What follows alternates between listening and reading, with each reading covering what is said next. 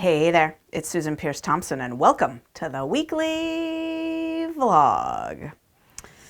So I'm back in my basement and all bundled up because it's still really cold here in Western New York. Feeling a fair bit better, mercifully.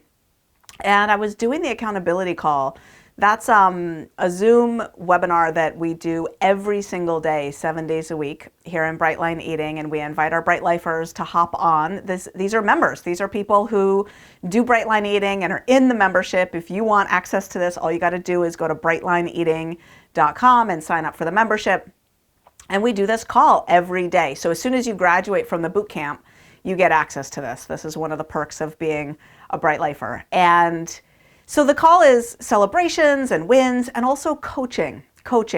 So I was on Zoom recently and Tina Foster raised her hand, and she's from St. Louis. She's been doing Brightline Eating for 5 years as of this May. It took her a few months to have her Bright transformation, and so she's rocking her Bright body now for 4.5 years. Amazing. And she keeps her food pretty bright, and she was at a party recently, and she kind of suspected that they wouldn't have enough vegetables there. So she weighed out 12 ounces of veggies, baby carrots and cherry tomatoes and stuff like that, and brought them to the party. And she got there and they had veggie trays there with baby carrots and celery sticks and cherry tomatoes. And so she ended up doing something with her food that she didn't really love. And so she brought it to this coaching call. And really, she had other things to bring to the coaching call too, but we ended up zeroing in on this thing that had happened because I so related to what she went through. And what happened was she got to the party, she saw these veggie trays, and this part of her got activated that I like to call the negotiator. Now, the negotiator is a food indulger, and it comes in because it knows that, if you work a strong Brightline Eating program, you're not going to be fooled by like a hint to like, hey, go eat some ice cream, right? It's more subtle than that, and it's going to negotiate to play the angles and to make a case, very litigious, this negotiator. It's going to make a case for why it's going to be fine to do some deviation or some workaround or some trade, this for that, or what have you. So the negotiator comes in and says, it's really good to partake and be a part of and be social. And I know you have your 12 ounces of weighed veggies in your purse here, but it'll be better for your enjoyment of the evening and you showing up socially with the people that you're with if you eat these veggies on this platter. So she started to eat the veggies from the platter. Now, mind you, it's just a veggie platter, right? It's fine. It's cherry tomatoes and baby carrots. But what she experienced then was that the unbounded quantities situation sort of opened the floodgates for the obsession and the compulsion to kick in. And the obsession all night long said, maybe another baby carrot, maybe another cherry tomato, maybe another celery stick. And she kept going back for another. And who knows, at this point, it's like, none of us know. Did she eat too much, not enough, the right amount? Impossible to tell, right? No digital food scale in sight. So she comes away feeling like just yuck about it. And I could tell that she had a part of her on this call, I could tell, that was saying that was a break. As a matter of fact, she called it a break. Now, just to flesh it out a little more, I think she ate some strawberries too, and she doesn't get fruit at dinner, whatever. So there was this part of her, which is the perfectionistic food controller, the absolutely dot the I's, cross the T's food controller that loves Brightline Eating, but is absolutely committed to doing it perfectly, that was freaking out, that was going, that wasn't bright. That was a break in quantities. We had our weighed and measured quantities. I wrote down what I was going to eat, and it was 12 ounces of vegetables. I did not license this. This was not okay. I was describing this to Tina on the call, and she was laughing because she was like, yep, I got that part of me that's saying that. Because I heard her call it a break, and I was like,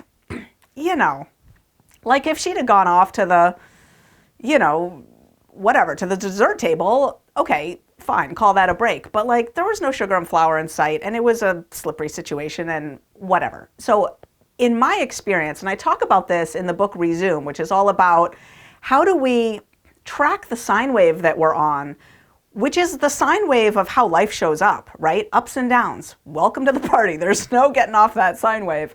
And how when there's something that tells us we're on the down slope, how do we get back up to the upslope? How do we resume? How do we get back on track? And how do we log this as part of our identity as someone who does bright line eating long term? And in the book Resume, I talk about how to think about it when something wonky has happened, whether to call it a break or not.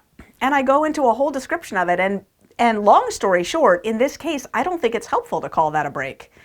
And I could see her whole psychology sort of relax. The reason I don't think it's helpful to call it a break is that a break is often the beginning of a slide down into the danger and destruction zone, or it's an opportunity to completely rebuild your program from scratch, to decide what I've been doing, whole scale, full stop, has not been working, and I need to recommit to this program. And in those circumstances, from a highest self perspective, it can feel really empowering to call something a break and to just start from scratch.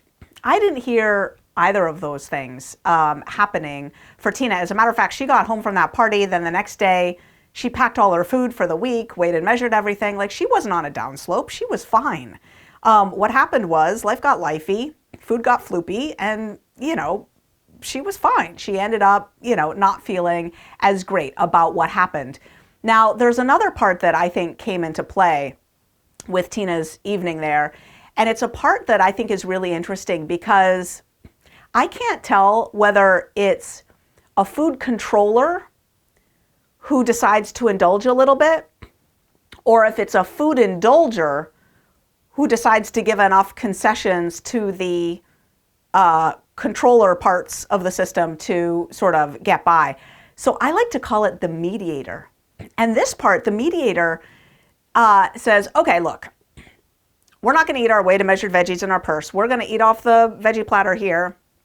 But don't freak out over there, perfectionist food controller, because we're only going to eat produce. Produce is produce. We're only going to eat produce.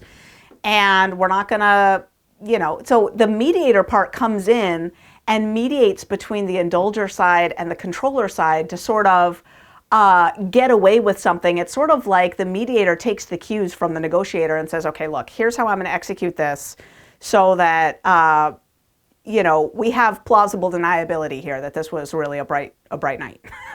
But we're going to take our comfort here and there in a little bit. We're just going to, settle down, everybody. I got this. We're going to be okay. Since I've been sick with COVID and we haven't had a fridge, because our fridge is on the fritz and there's supply chain issues, so we ordered a fridge in January and it's still not here. We've been eating out a lot, and I have to say these parts have been really active for me, really active. So it was fun to coach Tina and to notice, I got this going on too. And what I find is most helpful for me is to not beat myself up, to not sweat it, and to look at how I'm going to get back on the upswing, And Tina did such a great job that next day, that weekend, weighing and measuring the rest of her food for the week, writing it down, getting on the accountability call and talking with me. Oh, it was so great. Tina Foster, I love you. You're rocking it. Congrats on your bright transformation.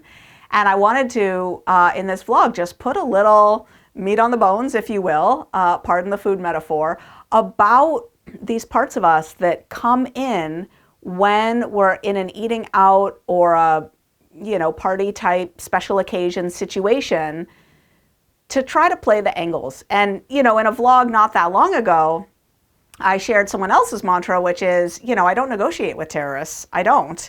And none is easier than some. And of course, that's, what Tina could have done is eaten her whole dinner before she went and then just not eaten at the party. None is easier than some. That's a way to go too.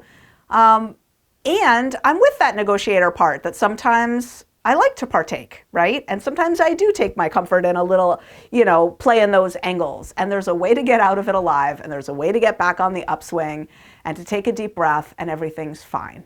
Everything is fine. So that's a little vlog about life, living real life with bright line eating. That's the weekly vlog. I'll see you next week.